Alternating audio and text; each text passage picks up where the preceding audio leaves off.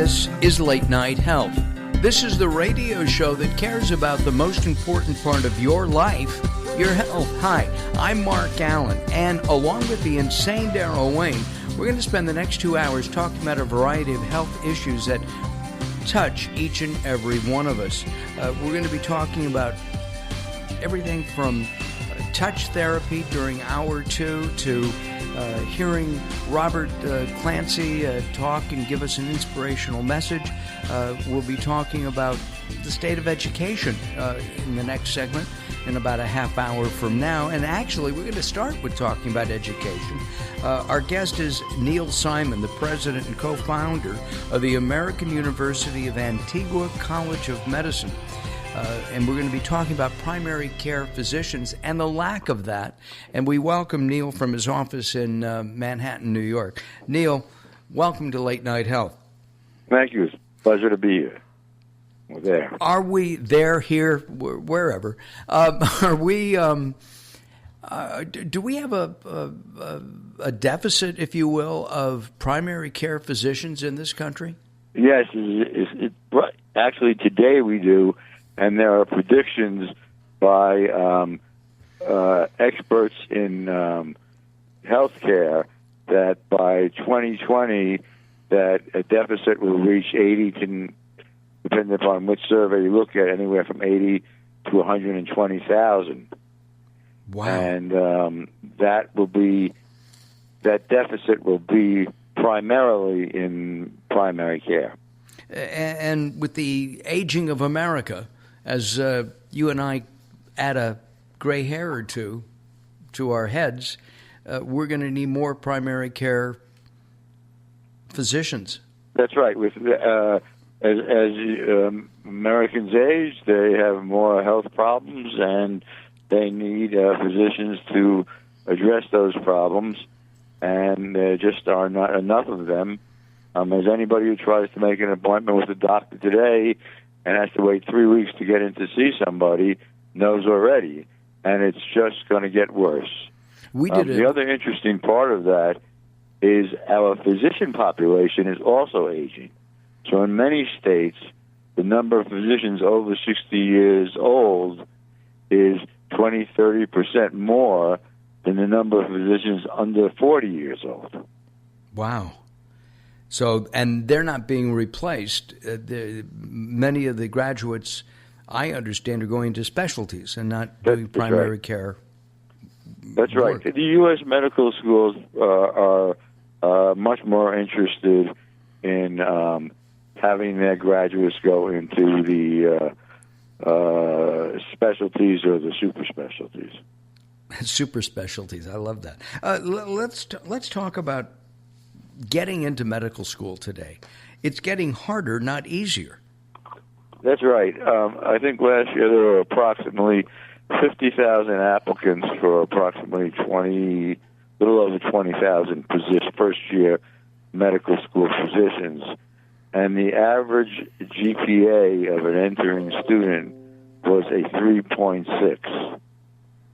Wow. So, in fact, one of the interesting things is many of the physicians who are on state medical boards or who have positions with the AMA or other medical organizations probably couldn't get into medical school today.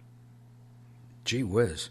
Do I need the same kind of academic background to get into the American University?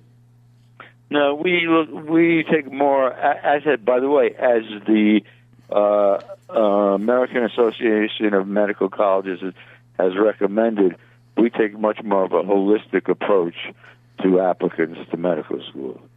We don't believe that because somebody has a 3.6 as opposed to a 3.4, that means they're going to be a better physician. But what about somebody with a 2.0? Well, 2.0, there are really two issues here. One, can you meet the academic requirements? And somebody with a 2.0 might have some difficulty meeting the academic requirements of medical school. So it probably would not be a good idea for that person to pursue a medical career. Somebody with a 2.8 might be able to do that. But, one of the things that's important to consider is what are the requirements to become a good physician. So, and that is a lot more than whether or not you have a 2.8 or a 3.6 or a 3.0. It's, are you compassionate? Can you gain the trust of your patient? Can you understand what a patient is withholding information that might be important to you in being able to diagnose what that patient's problems are? So, and that has become much more important in medicine. Cultural competency. We live in a diverse society, and in fact, one of the interesting things is that almost all U.S. medical schools now have courses in cultural competency because they agree that being aware of different cultures and that is directly related to poor patient outcomes. So in other words, not understanding people from different cultures, different socioeconomic backgrounds results in poor health care outcomes when those people are being treated. So medical schools that are trying to deal with that issue are now requiring courses in cultural competency, as we do. But one of the interesting things about American University of Antigua is that we have a diverse student population and we have a diverse faculty, all well qualified, but from many different backgrounds and different cultures.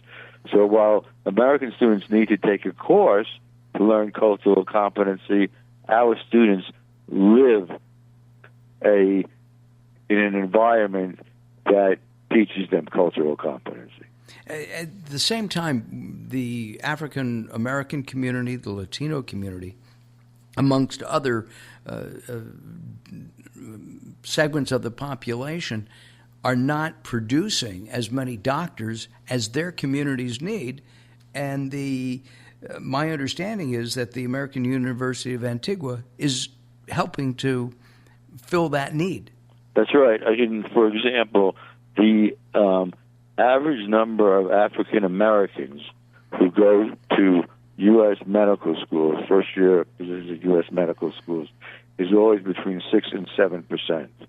And every year they attempt to have a program to increase that number, and it never really increases. While the number of African Americans at American University of Antigua is approximately 20%. Oh, my. It varies from year to year. One year it might be 19%, one year it might be 22%, but it proves around 20%. How old? Let's talk about the school itself. When did you decide to found the school? That's one. And two, why? Well, there are two things. One, the school was founded in 2004 when the government of Antigua and Barbuda had built a new hospital, and they wanted a medical school attached to the hospital. I had been president of another medical school, and they had asked me to come over to Antigua to help establish a medical school there. And in doing so, part of our mission was to ensure that we had a diversified student population that would result in a diversified graduating class that would help deal with the lack of diversity in the practice of medicine throughout the United States. And in addition, realizing that there was a need for primary care physicians that would have our students choose to go into primary care. Now, not all our students do. Some of our students go into specialties, but approximately 70% of our students decide to participate in residency training in primary care fields and then practice in those fields. And of course, those students, those graduates, fill that need that you've been talking about, that we need here in the 50 states and other I guess the 50 states primarily. Our guest is Neal Simon. He is the president and co-founder of the American University of Antigua College of Medicine. And we're talking about the need for primary care physicians. When we come back, we're going to talk about the need for primary care physicians in veterans hospitals. And as we age, we're going to need more people who can be the first step in healthcare and medical care. And last, I want to talk about the quality of the education offered at the American University. I'm Mark Allen. This is Late Night Health. Join us at latenighthealth.com. Latenighthealth.com. We'll have an article about Neal and the college on our website, as well as the interview itself. If you want more information, you can get it there. All right, we'll be back in just a couple of moments as Late Night Health continues. Don't go away.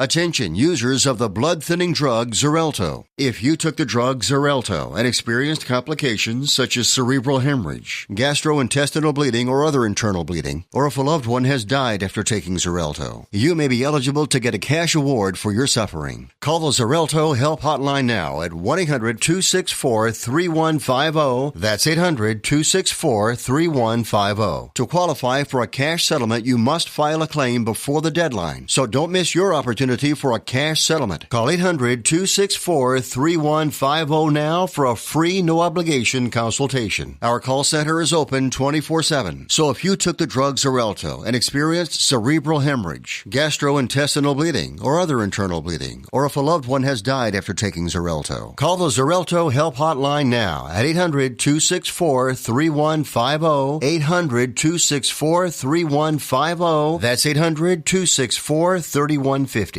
The experts at Web.com want to build your business a successful website for free, just like we did for these current Web.com customers. We've looked at other website designers. There's nobody better than Web.com. Web.com can build your website in as little as 7 days free. Plus, we'll promote it on all the major search engines. If after 30 days you're happy, we'll continue to provide promotion, hosting, support, and maintenance, all for one low monthly fee. If not, cancel and pay nothing. If you're in business and you don't have a web presence, you won't be taken seriously. Call right now and you'll also get a free .com or .net domain name for your new website, powered by VeriSign, the world's leading domain name provider. No upfront charge for site build, after which ongoing fees apply. Rights to site are relinquished when canceled. Domain included during active service, after which fees apply. 800-489-8751. 800-489-8751. 800-489-8751. That's 800-489-8751.